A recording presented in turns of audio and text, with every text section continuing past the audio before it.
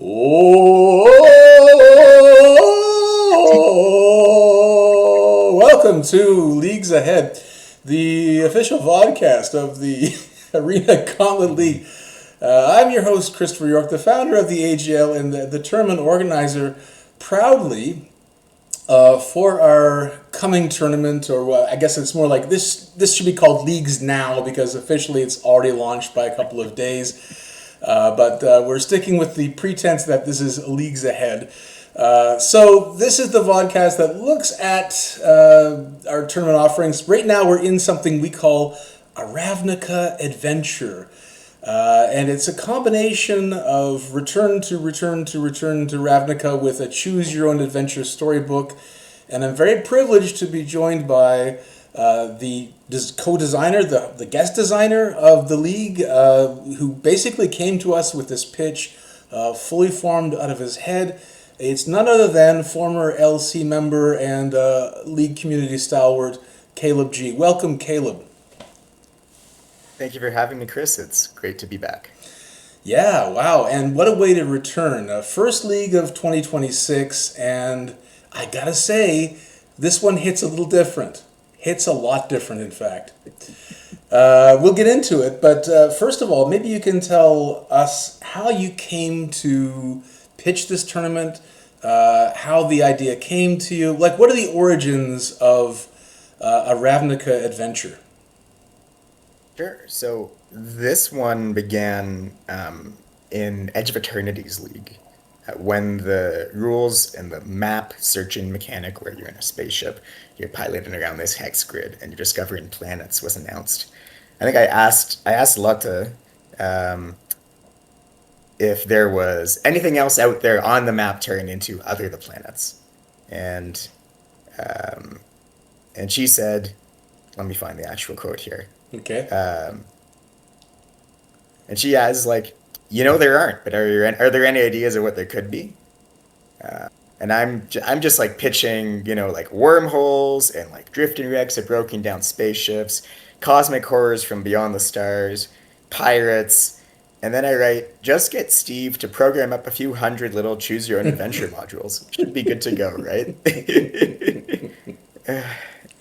And then she's like, "We've got this gap in the schedule coming up in like 6 months. Do you want to write this up as a pitch for a 3-weeker?"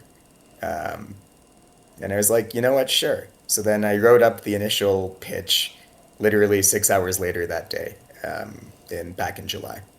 And that initial pitch was very different from what we got, but there were definitely some elements in common with what we ended up delivering. The biggest difference is that the notion of using the old Ravnica sets and War of the Spark wasn't there yet. That came quite a bit later. Right. So just to note, I mean, that was one of the bigger criticisms of the Edge of Eternity's League.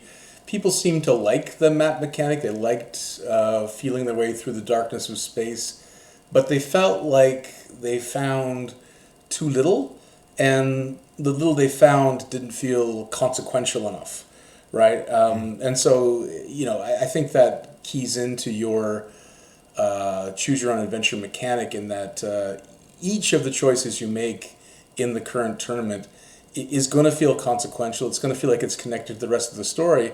And more to the point, there are no wasted moves. Like on a win, something happens, and on a loss, something happens, which isn't always the case in our tournament series. Yeah, and the win events were.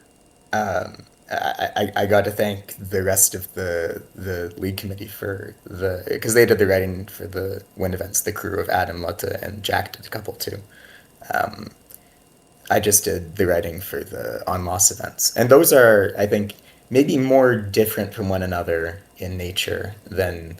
I think like some people have worked this out, but I think like a lot of people are just sort of diving in and making choices and enjoying the story, which is fine too. But we were under, the structure of our league poses some interesting constraints for writing a choose your own adventure story. The first and biggest thing we had to deal with was that the story has to make sense for someone that goes 06, right? Wins are not guaranteed. Right, right. So you can't have your story has to be narratively coherent, for somebody who experiences not a single win event. So to us, we interpreted that as all right, they got to be optional. Second is their distribution is random, right? People will go on big win streaks where they will get, 5 or 6 win events in a row without seeing a loss event. So if you try to do something like on each loss, you have a win event that you might get and you might not, you could conceivably run out fairly quickly, and players would experience that. And that was sort of a goal. Was we never wanted there to be a match where nothing happened after you played it, or at least where there was no interaction with the story element. Right. So we ended up kind of splitting the difference here, and this is maybe I can give a bit of info on the structure now that the league's in progress. I think without spoiling any story elements. So the on-loss events are a traditional branching narrative. The branching stops at a certain point, and you're kind of locked into an ending before your last loss, just because otherwise there would be more branches to write endings for than I felt was practical. The on-win events are divided into 2 buckets. There's bucket 1, which you are able to pull from for losses 0 to 2. And then there's bucket 3, bucket 2 rather, which you pull from on losses 3 to 5. So if you are X and 3, you'll pull an event from the second bucket. If you are X and 1, you'll pull an event from the first bucket. And those kind of affect the setting of the events. There's a shift in the story that happens after the third loss event, which the mechanical payouts and the theming of the on-win events kind of map to. The on-win events, while you are on losses 0 to 2, award cards from Guilds of Ravnica and Ravnica Allegiance, and they're canonically set before the invasion of War of the Spark takes place. Nice. The on-win events from Lost 3 onwards award War of the Spark cards, and they are canonically sent during that invasion. So there is, we ended up rather than slicing them for every loss, we sliced them in half.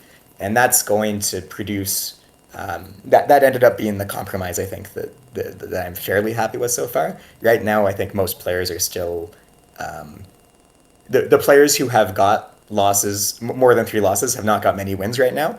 So most players have not seen any of the second half of any of the second set of on-win events yet. So it'll be interesting to see if people pick up on this, the ones who aren't, hyper engaged and listening to the Leagues Ahead podcast and pulling out other bits and pieces of information that are out there.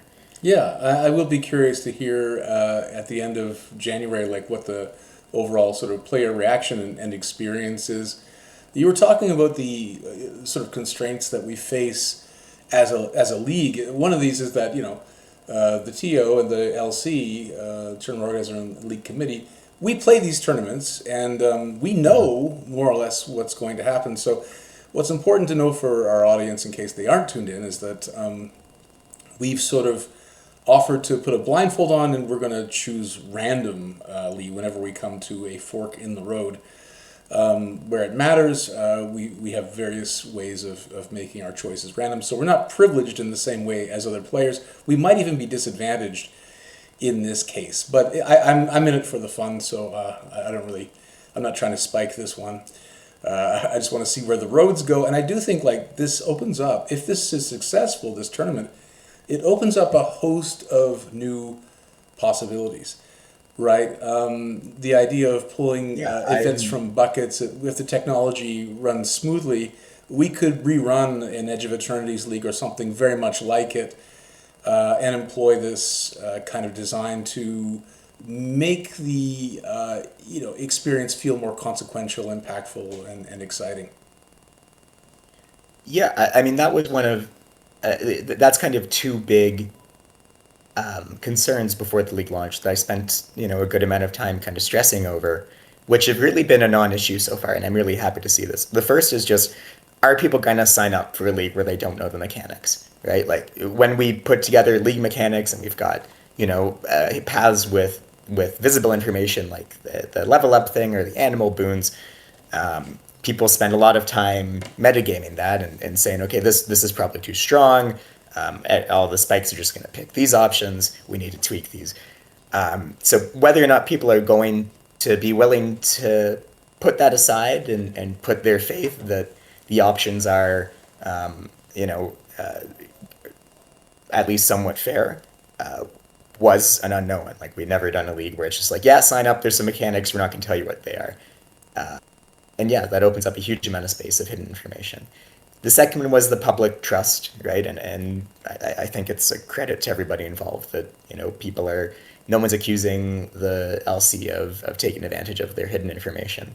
I think people have, different members have announced different randomization strategies. Mine is based on like the last digit of the timestamp of the pack gen bot for the match I just played, which is That's sort of funny. Um, and for the most part, the options, with a few exceptions, are designed to be, you know, comparable, right, in terms of strength and outcome. There are some events where having made choices in the main story will grant you an advantage. It will grant you a choice that you might not otherwise have. Like, I think enough people have played now that I can say that, like, in the first bucket of events, the on-win events are guild themed, and if you've joined the guild that the event is themed around, most of them will have an option that says like just show your guild signet or whatever, and that will get you a better outcome than the other events. There are the second batch of on-win events have choices like that as well, which people will see, because the choice they're keyed off of is a binary choice rather than a 1 out of 10. People are more likely to get an on-win event with a strictly better option in the second pot of on-win events once they're there. So we'll see how that goes. The main story events on losses, I think having this hidden information, I will say, I think it gave me a freer hand to design rewards that I thought were mechanically cool and story fulfilled the story well, with balance being important, but maybe not being as finely tuned as other things might have been. So while I did aim for the main story event rewards to be in the same ballpark as each other, I can't guarantee that they're the same. They didn't get the same sort of public scrutiny that other events would have gotten. And there is in fact one there where I was like, okay, this represents a bad end narratively. It's, at least worse than the other options, and it should have correspondingly worse rewards. So out of the four main endings, there is one which you'll probably know if you get it, that you may find yourself regretting some earlier choices. Is all I'm going to say at this point. That's good. Yeah, it's good. Better to keep that mysterious for now. So obviously, this is not committee design. It's more like you were a Dungeons and Dragons type dungeon master. It's interesting to note the last time that we did have hidden information like this was during the Murders at Karloff Manor League, right, where the players did not know the puzzles beforehand, when they would drop, what they were, what the content was going to be. Oh, that's interesting. I hadn't thought of that at all as a precedent. That's an interesting one. But you're right, technically. Yeah, so apparently whenever we go to Ravnica, we have hidden information leagues, just as a matter of happenstance. And I do think that you're right. Like hidden information opens up whole new veins of design, but we do have to manage that very carefully. We have to ensure that community trust is preserved and be transparent in the way that we're dealing with it. Working from another angle, right?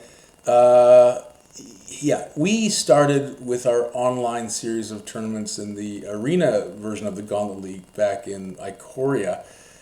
Some of these older sets, like Guilds of Ravnica, Ravnica Allegiance, War of the Spark, we had done paper leaks for these at the old face-to-face Montreal store, those were sort of just bog standard faction leagues, like just a reason for people to get together and play cards in small groups and strategize together. They're popular for what they were, but we've had many other faction leagues online whenever the set afforded us the opportunity.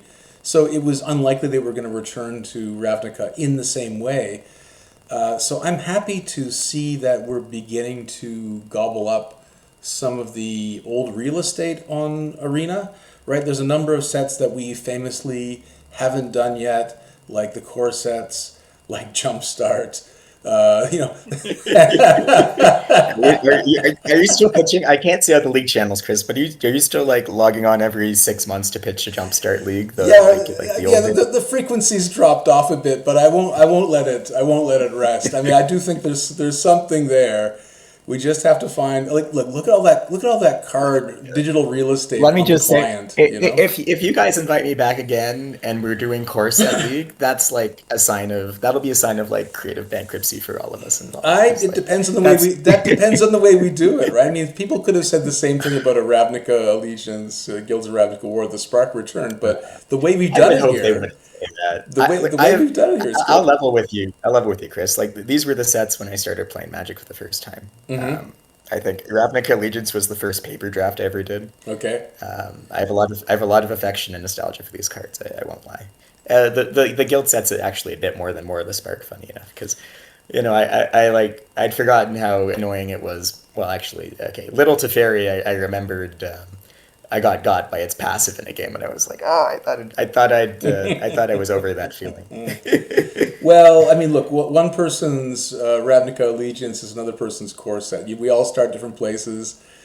And again, like for me, it's all about having unique gameplay experiences, and there's game pieces that we haven't touched really. Like we sprinkled them around here and there, but we've not really touched on that digital real estate, which is there on the client, easy to access, but we haven't really found the right tournament for these sets yet. So It's I kind of become less, from my point of view. When I was still on league committee, right? We had fewer main sets being released. This is before Wizards kind of really put the foot down on the gas pedal here. At least that's what I recall. We used to have more time to fill in the calendar with like yep chaos leagues yep or flashback double Eldraine or whatever ideas we whatever had that at the was, time. yeah. Yeah, now it's like we've got, there's 6 or 7 sets of league, so that's 6 weeks each, so that's 42 weeks spoken for already. That's most of the year. Yeah, I'm assuming that if they didn't have this cube that they're going to drop in January, from January the 6th to the 21st, I believe, uh, Wizards is re-releasing their Arena Cube. Oh, the power cube's back in Arena? Yeah. And so Oh, I yeah. assume that if they didn't have that ready to drop, that we would have had some older set sort of finding its way to Arena, something that would be really easy to code, right? Because by modern design standards, a lot of these old cards, these old sets are full of vanilla cards or cards that mechanics already exist on Arena. They've already been coded in. So I would have thought that in The January would furthest have back been they've gone some is slot filling. Shadows. Right? Shadows is the oldest like set they've done fully. Is that right? Shadows of Innistrad Was it Cons? remastered. Yeah, so It they've was left. Cons before Shadows. Cons was before Shadows, but they haven't done any other sets from that block. Oh, they didn't. Yeah, they didn't do Dragons and Fagor Forged. That's correct. Yeah, so there's Okay, still some chapters to that saga that haven't been filled out. So look, I'm a big fan of that. I'm always happy to see it when they do it. Famously, they haven't really been great at advertising when they're going to do it ahead of time. So usually we have to scramble to fit in a league when they do that. So, but what to your point, right? I'm happy to have first of all, Magic, not Universes Beyond, IP tournaments running, and I'm happy to see that we're able to do some designing of our own instead of living from set to set, which, if the schedule remains as it looks like it will for the rest of the year, we are in lockstep with Wizards of the Coast's release schedule. And we have a lot of agency on how we design our tournaments around those sets, but we don't have agency over when those sets drop and when our player base is Right. going to want to play those cards. So, you know, there's good things and bad things Well, about that. I'm grateful that we're using some of our now very limited, unstructured weeks of the year to spend on this experiment of ours. So thank you for given this the opportunity. No, it's great. Let's given that we were happy to have this and we had enough lead time to develop the idea. We have to address the technological limitations, right? So famously, this is one of the few leagues where there was a little bit of stumbling out of the gate. We should talk about that and address that. Can you run us through what happened on Friday? I mean, the biggest answer is I think we just all underestimated the amount of time the writing would take us. Like, I got, you know, I think the last event was only finalized. We got the writing for the last event only like 4 hours before the league was supposed to launch. That's a really tight turnaround time. Yeah. And The there hol- the holidays was, didn't help. We should say in our defense, right?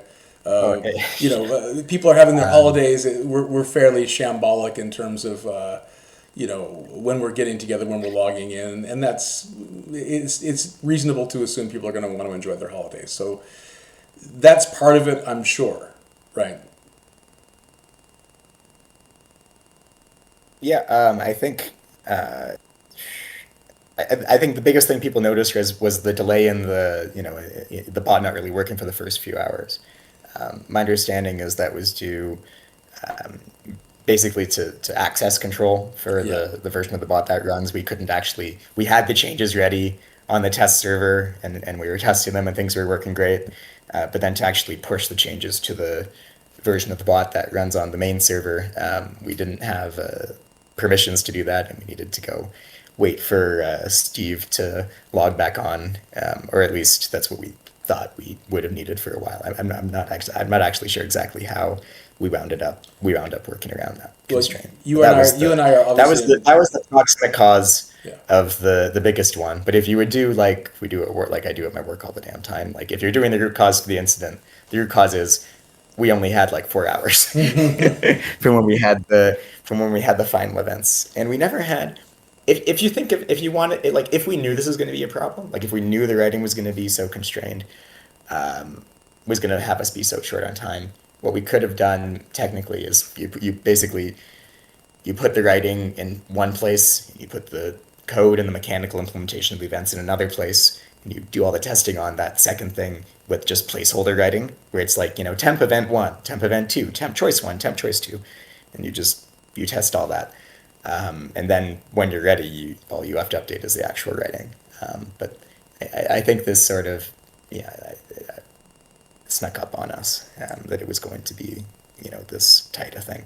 Yeah, I mean, and kudos to Stephen and Steve for getting that done in such a short window. Like, I think that it's important to remember that everybody here we're working as volunteers, to try to make the best experience I guess possible for a Stephen, huge Stephen, community. if you put in just like a full 8 hour workday by on like or maybe longer even by the time he logged off that evening, it was like you looked at like when he first started doing this, and it was like, oh no, we just made this poor guy work like for a full day on January 2nd.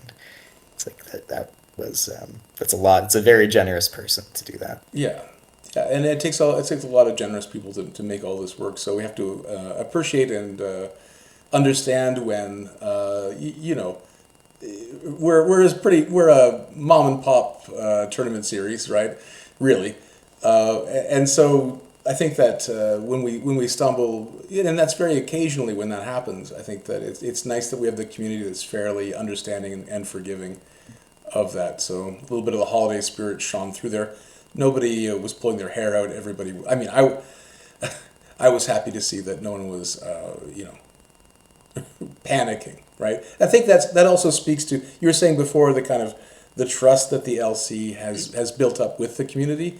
I think that's part of it, right? The understanding is like they're going to make it right. It might take an hour or two, but I'm going to get my bot message containing my guild pack, right, ready to go. Moving on to happier things, let's talk a little bit about the mouthfeel of the league. So we're choosing to use older sets.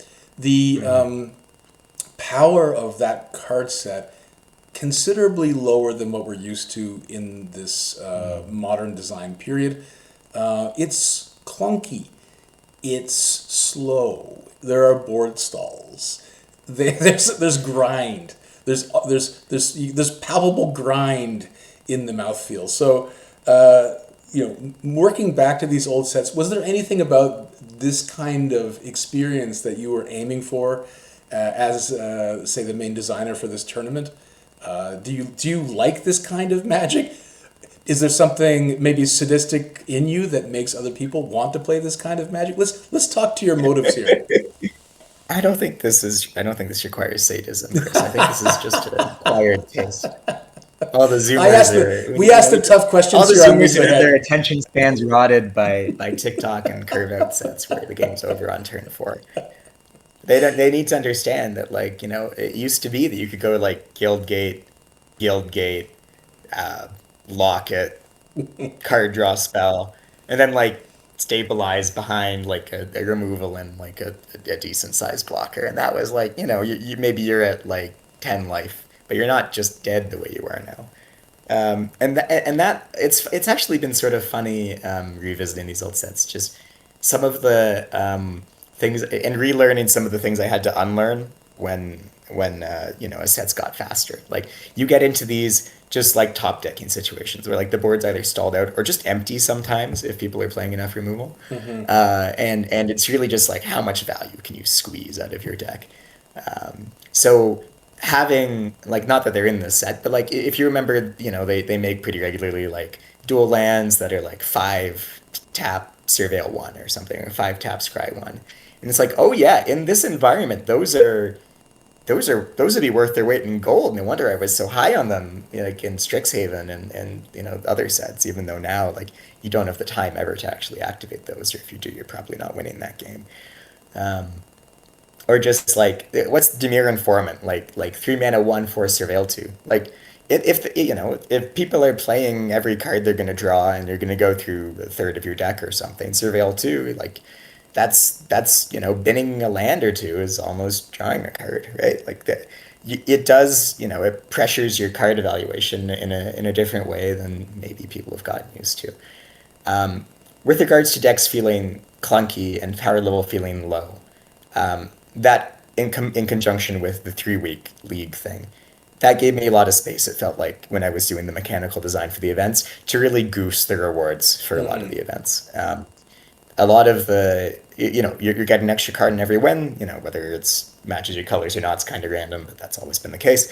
And you're getting like between a quarter and an entire pack's worth, between like a quarter of a pack and an entire extra pack's worth of extra value on lost events is kind of what they're aimed for. Um, Again, there's some individual on lost events that might give you less than that, but those are on paths where it kind of nets out. Point being, like, on each loss, you're getting probably closer to like 1.5 packs this league compared to just one. And I felt pretty good about doing that, especially with the guilds of Ravnica and Ravnica Allegiance packs. Just that felt like, more of these cards, felt like it wasn't going to break things in the way that like giving people extra like signpost on commons might in a more modern set. Yeah, I mean, my personal experience so far, having only played one match, is that, boy, I'm straddling 3 different guilds with a 10-7-7 land split, a lot of gold, Yeah. with almost no Yeah. fixing. Whoo boy, Did you get your whoo you boy. got your signet your guild gate in your last one bonus, didn't Yeah, you? exactly. Yeah, so I'm looking forward to redesigning the deck for the next go. But I also did enjoy the bot interface, sort of dropping narrative beats. So there's almost a page of text where I get to between matches I have to cool down. I've got to read the next chapter. Like there's no like diving back into the bot with a head full of steam, ready to lose more. It actually makes you take a break. So I think that's actually interesting from the point of view of player experience, right? The phenomenology of a I do wish loss in this league is very different than the phenomenology of a loss in any other league. phenomenology of a loss. That's a good one. But no, I gotta say, I do wish there were a way we could know like how many people are actually reading those things versus just sort of like skimming them and just hitting whichever button gives them better vibes. Because like we spent collectively a lot of our time on those, and almost too much, and probably in some cases. In my head, especially the on-win events, were going to be a bit more like, pro forma, like the type you could explain in like 3 sentences. But then like people went above and beyond. Like there's some great writing in there, like genuinely good stuff. which people are, they're going to get to see or not as the coin flip, as the RNG may go. So I do hope they take the time to read those things. Well, Caleb, we know they're reading them because some of the players are offering spelling and grammar corrections already. So Ah, we know there's engagement with the text. those are all my fault because I'm the only one that was silly enough to do their writing in a text editor because I was writing in a JSON file, which doesn't. Anyway, this spell. I found a way to write without spell check, so that was maybe not the greatest choice. Well, gosh, what else is there to say? I think that it's best not to spoil too much about this tournament. It's best to let people probably stick their toe in and feel what they're going to feel without being told what to feel. Yeah, we can let them choose their own adventure. Yeah, exactly. We're not going to tell you how to adventure your way through Ravnica, but I'm excited to continue my adventure. So those are all the questions that I had, Caleb, unless you want to add something else.